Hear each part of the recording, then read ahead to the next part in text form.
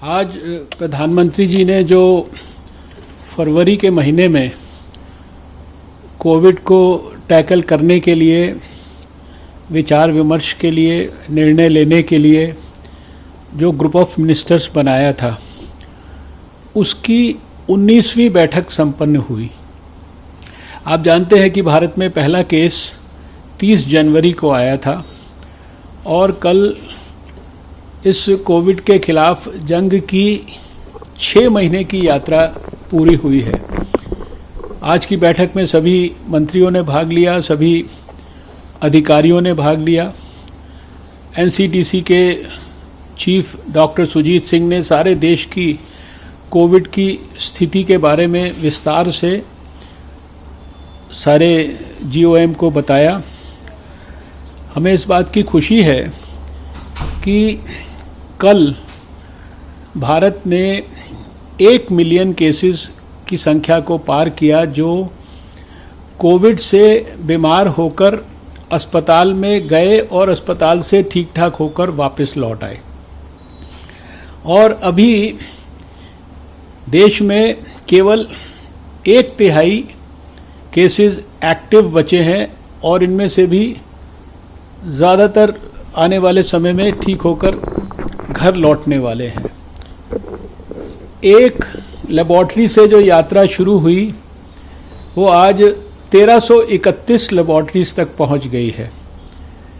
अप्रैल के पहले हफ्ते में हम जब 6000 टेस्ट रोज करते थे तो सब लोग हमको टोकते थे, टेस्ट टेस्ट टेस्ट। और कल शायद 6.5 लाख के करीब टेस्ट भारत ने एक दिन में किए हैं। पिछले 1 महीने में 1 करोड़ से ज़्यादा टेस्ट जो है हम कर चुके हैं। और आज एंटीजन टेस्ट को हटा दें तो आरटीपीसीआर टेस्ट करने की हमारी जो कैपेसिटी है वो 5 लाख टेस्ट पर डे की हो गई है। जैसा कि प्रधानमंत्री जी ने भी हम लोगों को निर्देश भी दिया है, मार्गदर्शन भी किया है, हम आने वाले 8-10 सप्ताह में इस रोज़ की टेस्टिंग के नंबर को 1 मिलियन यानी 10 लाख तक लेकर जाने वाले हैं। प्रधानमंत्री जी ने आत्मनिर्भर भारत बनाने के लिए सारे देश से अपील की है।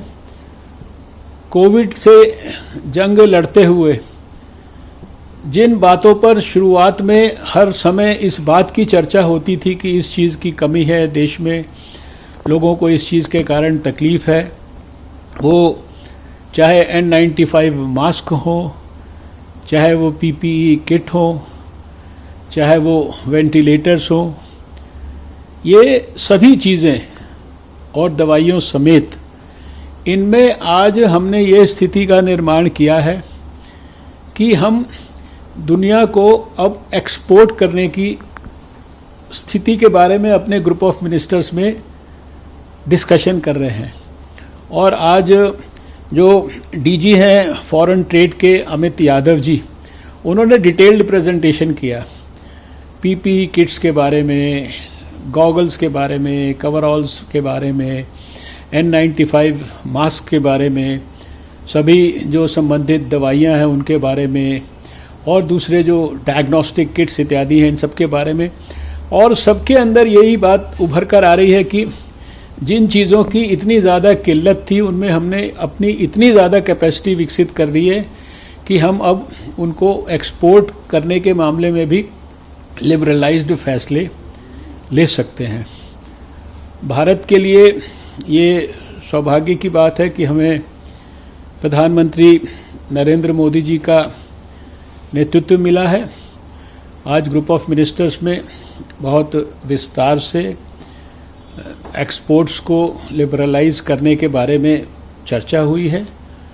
सबने अपनी सहमति व्यक्त की है और आने वाले समय में टेस्टिंग्स को और ज़्यादा बढ़ाकर और ज़्यादा कंटेनमेंट जोन्स को फोकस्ड ढंग से जो आवश्यक वहाँ कोविड संबंधित ट्रीटमेंट करना है उसको करके और जैसे हमने सारे देश में अपनी आइसोलेशन बेड्स, जो स्पेशलाइज्ड कोविड बेड्स हैं, उनकी जो संख्या बढ़ाई है, आज लगभग 15,000 कोविड रिलेटेड जो हेल्थ फैसिलिटीज़ हैं उसमें 14-15 लाख के करीब स्पेशली डेडिकेटेड कोविड बेड्स जो है देश में क्रिएट हुए हैं। मुझे पूरा विश्वास है कि आने वाले जो कुछ महीने हैं उनमें निश्चित रूप से कोविड के खिलाफ जो जंग है इसमें हम सबको निर्णायक सफलता मिलेगी। देखिए, अभी वैक्सीन के संदर्भ में जैसे दुनिया भर में प्रयास हो रहा है, भारत में भी प्रयास हो रहा है। भारत में लगभग 7 वैक्सीन कैंडिडेट्स हैं जो एक प्रकार से थोड़ा एडवांस स्टेज में काम कर रहे हैं। उनमें से 2 ऐसे हैं जो कि पूरी तरह से इंडिजिनस हैं, भारतीय हैं, और वहाँ पर हमारे जो ट्रायल्स हैं वो ह्यूमन ट्रायल्स के फेज़ में चले गए हैं, फेज़ 1 में, फेज़ 2 के अंदर। आज जब मैं आपसे बात कर रहा हूँ तो शायद हमारे भारत के सैकड़ों लोग, उनको ये ट्रायल वैक्सीन भी मिल चुकी है। इसलिए आने वाले समय में हम उम्मीद करते हैं कि भारत, जो कि वैक्सीन मैन्युफैक्चरिंग के मामले में सारे दुनिया में अभूतपूर्व क्षमता रखता है, वो वैक्सीन के विकसित होने के बाद खाली अपने देश के लिए ही नहीं अपितु दुनिया के दूसरे देशों को भी मदद करने में तत्पर रहेगा। नमस्कार, मैं हूं मानक गुप्ता। अगर आपको हमारा ये वीडियो पसंद आया हो तो इसे लाइक और शेयर जरूर करें, और हाँ, हमें सब्सक्राइब और फॉलो करना ना भूलें ताकि आप देश और दुनिया की कोई खबर मिस ना करें। तो जुड़े रहिए हमारे साथ और देखते रहिए न्यूज़ 24।